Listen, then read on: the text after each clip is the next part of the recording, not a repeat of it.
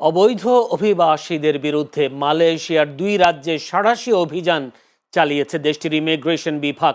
এতে ৭২ জন বাংলাদেশি সহ মোট ৪০২ জনকে আটক করেছে ইমিগ্রেশন পুলিশ।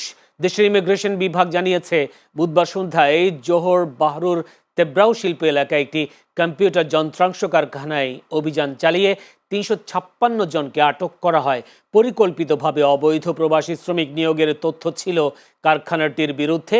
জোহর ইমিগ্রেশন বিভাগের পরিচালক দাতুক মোহত রোশাদি জানান, সীমান্ত নিয়ন্ত্রণ ও সুরক্ষা সংস্থার সহযোগিতায় অভিযানটি পরিচালনা করা হয়। অভিযানে দেখা যায়, বিপুল সংখ্যক বিদেশি বৈধ ভ্রমণ নথি ও পারমিট ছাড়াই সেখানে কাজ করছিলেন অনেকেই।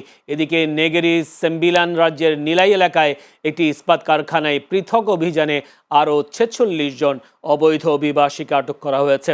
ইমিগ্রেশন বিভাগ জানিয়েছে, এই অভিযানে আটক হওয়া সবাই বাংলাদেশি নাগরিক।